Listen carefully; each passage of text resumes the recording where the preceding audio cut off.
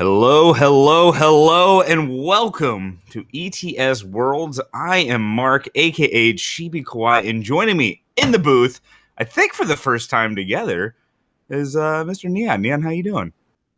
I'm doing pretty well. It is our first time casting together. It's actually been a long time since I've had a chance to cast. Family commitments have been a little bit of the way, but this is my first time getting back in the booth after a good long break, and I'm pretty excited to do it. I don't know about you. Oh, I'm always happy to be here, and welcome back to the booth. Welcome back to the booth. We got a little bit of a matchup here. We've got SirRhino, I believe, sitting at 6-3 on Xenon Control versus Sunyveil at 7-2. Some nice. It seems to be an updated Burn Queen. I know. We talked a lot about it yesterday or whatnot. So, do you have any thoughts on this matchup before we actually get into the actual match? Sure, who's going to be totally favored here? I mean, I think that these are both good players on good decks, and it's definitely going to be a tough fought matchup. But if I had to choose right now about who I like those, I think that it would be Sunny, because it's just he's here to kill people. He's got a pretty clear. Probably getting started up really soon. Yeah, no, and I, if this was a more life force based deck from Rhino, I'd be a little bit more on board with the Rhino side of things. But Sunny's been doing very well all day, all yesterday. You know what I'm saying? We got this. We're good. So I'm leaning a little bit more towards Sunny, but I realistically, I'm just happy I get to cast a Rhino game. It just makes me. This is going to be good. I'm excited. Warm and fuzzies. So looking at some opening hands here. I hope that they're up on screen right now. But we looking at Rhino's hand. He's on the draw, which is going to be. He's going to want to be on the play as much as he can be, but obviously doesn't have very much control over that. Hand looks a little bit slow, but has good cards in it. Yeah. So he is keeping this Ion. I think the Ion is the number one reason why you keep this hand if you're SirRhino. However, Sunny will come in straight out of the gate with a nice onion Ronin and little knife jack action going on. So all of a sudden, Rhino already under a good bit of pressure. Sunyveil also has a decent amount of removal, and if we see another land come off the top for Sunny, then we're going to go ahead and get Queen in the mix as well. So that torch off the top of the deck for Sunny is a pretty big deal because it means that this Ion is not going to be able to block profitably. Yeah, so that's a really big one. Also, and of course the Queen comes, so now he can't even block at all. So that's real rough.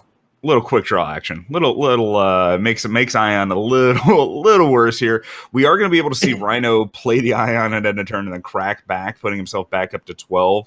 And this all right.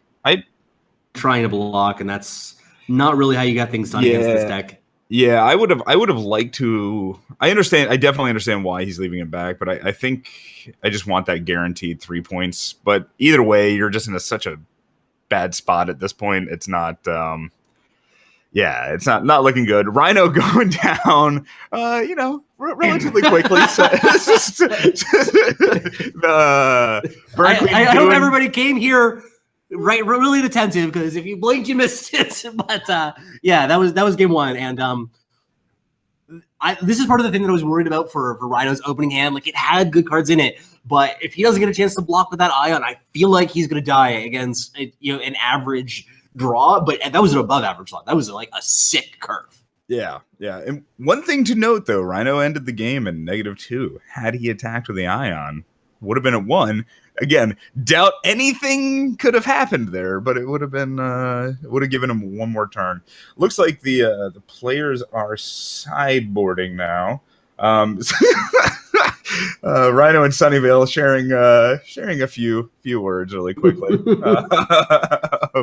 but it should be good. I have to imagine we will be jumping back into the game pretty quickly here, but that went pretty much as expected. What are we thinking sideboard wise, man? What's coming in? What's going out? I don't think that there's a little bit of action in Sunyveil sideboard to start off with. Looking at it, we've got 3 Groundbreakers, which is going to be, I think, probably good enough to bring in. The Saturated Maidens might be, you're thinking about that too. I don't know if there's anything. The Annihilates are probably well. It depends on how much you want to dilute your deck, I guess. I don't know. There's nothing in here that's like screaming to me of like, yeah, this is definitely a card that I want in all of the time. Maybe except for the Annihilates to get rid of Titans. That's kind of what I'm seeing there for him. What about Rhino's deck? What do you see there?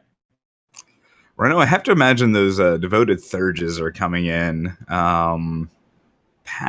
Maybe the Sabotage, maybe. I'm not quite sure what exactly we're going to see, and I imagine we'll get a glimpse based off the game as it is currently going on. Sunyveil launching getting started. Yeah, so Sunyveil playing this Rakano Outlaw. SirRhino just firing off that Annihilate. So far, at a higher life total than he was turn 3 of last game. However, that he has as a 4 of in his deck on Rhino's side is going to be pretty clutch here because most of the threats in Sunyveil's deck do die to that. So that's a pretty useful one. This Thurge on 4, or maybe he's going to even hold back on it, is looking pretty good. So this is definitely much more the kind of draws that Rhino is going to want to see in order to get ahead in this matchup. Yeah, and we're going to see the Suffocate come out to go ahead and get rid of that Steward of the Past. And we do see the 4th power picked up. So now all of a sudden these Bandit Queens are live and they're going to be able to start getting some stuff in. If we see this Thurge come down, that is going to be a little bit of a roadblock. But this is still going to be, a decent chunk of damage. Oh, that Cinder Yeti off the top. Going to do some things.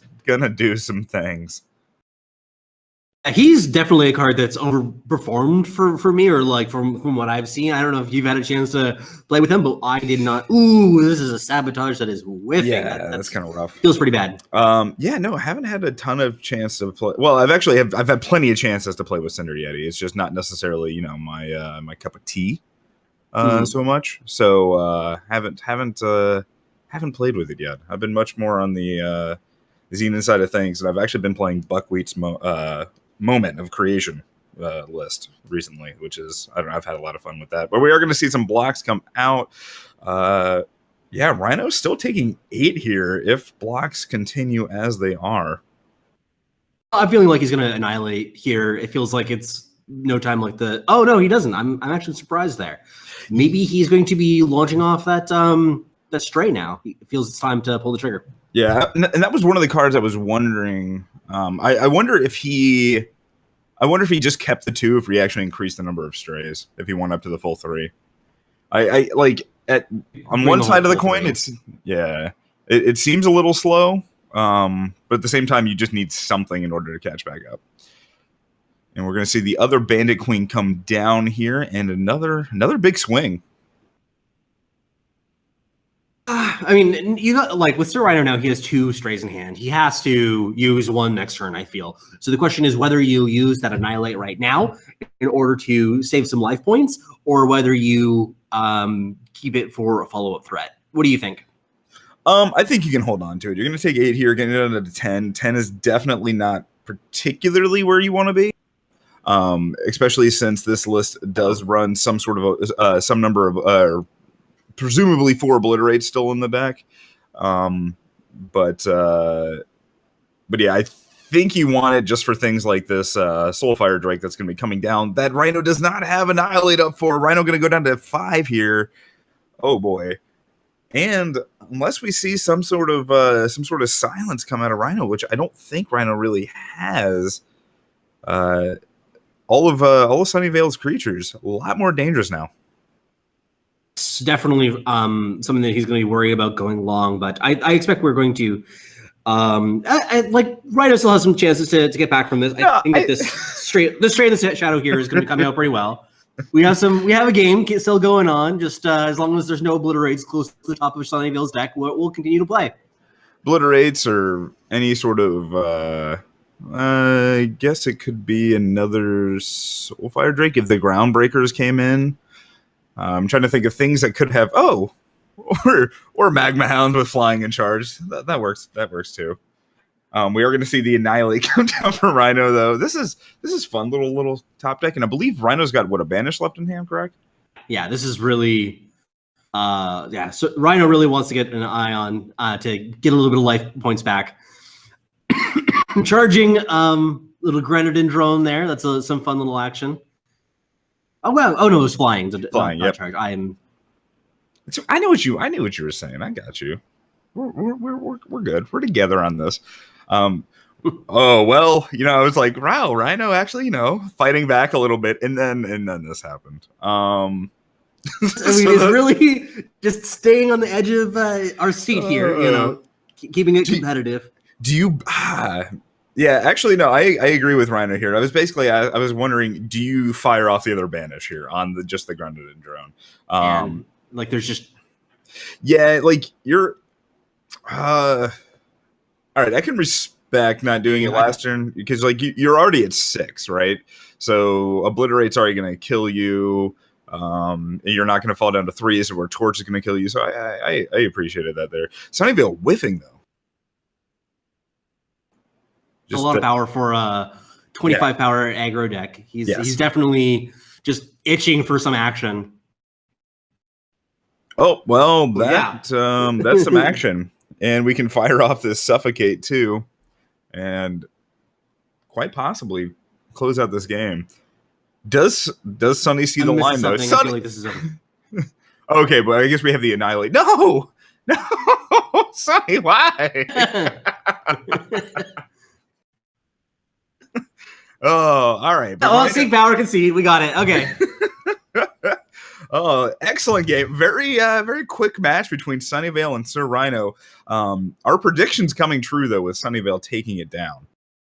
Yeah, that was pretty brutal. I'm gonna straight up admit that was kind of a bloodbath. And in order for Rhino to even have a chance, he needed to have that string of bricks on Sunyveil's side, and even that wasn't good enough. I mean, clearly both players drew a lot of power, so it kind of balances out in the end. But that was hard to watch. It was, it's a thing. It's all part of the experience of the game. All part of the experience of the game.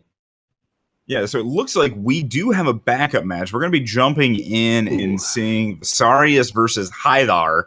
VSarius being on Cambrai Party and HiThar being on Bruce Cambrai. So I think we're going to jump straight into this match here. It is midway where I'm not quite sure what the record of these players are. Neon, do you know? HiThar, I think, is close to the middle bottom of the bracket, and then VSarius is doing actually quite well. He's very close to the top. Okay, and it looks like they're in game 3, and they're both obviously they're in game 3, then they're both 1-1. For this match, yeah, and HiThar is 6-3, and VSarius is sitting at 5-4 right now.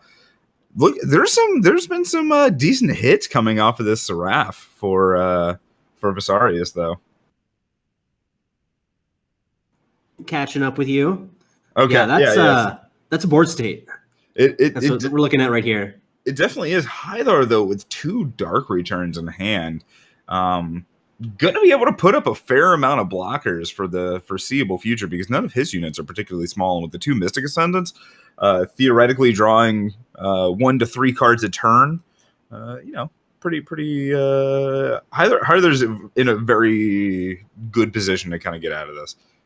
Both of them have just a lot of gas. Like with VSarius now with a party, that's like when you're at 6 lives. Wow, he's swinging it hard too. Yeah, that's bold. I like it. Well, I mean, HiThar is at 6, right? So no matter what, you're going to get 1 point of damage in this turn, and more than likely going to be eating 1 unit and trading off 2, and then you get to hold up stand together here. So will you even be trading a unit? So you get Dinosaur eats the Titan, gets 2 points of damage in. The Seraph goes down. Yeah. But you clear out 2 of the blockers, so you're pretty easily set up for lethal next turn, right? Unless something really horrible goes wrong. Doesn't fire off the stand together there. That's a bit surprising. I would have liked to see that just to get that extra point of damage in, because like a lot of your damage is going to be increments of 2. Yeah, I think I'm fine with this. That's but it's definitely close. Yeah, and here, because it definitely can matter, right? Because if HiThar, we know that HiThar is not going to be able to play another unit, but if HiThar did play another unit, then that 1 point of damage would end up mattering a lot. I think does HiThar. Yeah, I 3 drops in the bin.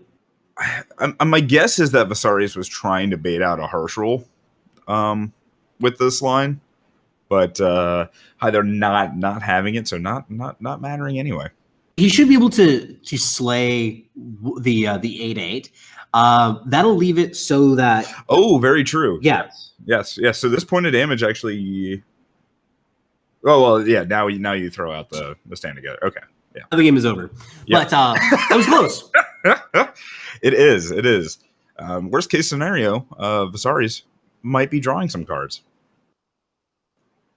I don't think there's anything that he can do right now, right? I don't. No. There's zero. There's zero. But that. By now, like right now, that both like two of our leaders going in overnight were VSarius and Sunyveil, and we saw both of them win their games now, so they're moving up further ahead of the pack. We'll have to see whether Kamado was able to do the same, but we're definitely seeing our overnight leaders increase their gap, which is pretty exciting. Yeah, no, this definitely is, and it's very. All right, and we're getting yeah. Congratulations to both players there, HiThar and VSarius. VSarius taking it down. Things are moving quick. Very similar to yesterday. Was it round 1 or 2 where we didn't even get to cut over before the match was done. But it's all good things. It looks like we do not have another backup. However, Neon, did you have any additional commentary you'd like to add about the match or either one of the matches we just saw? I would like to announce that Moosh has gotten his first match win of the tournament. He is up to 1-9. You know, we are really happy for him. I was worried that he was just like not going to show up today. Being like, I know I'm not allowed to draw, but this is like I can't win a game. So I appreciate him sticking out, got that match win, string a few more of them together, and keep on playing in the tournament. But that'll be it for this round. I'll go to a break and catch you guys very soon. All right, we'll see you guys then.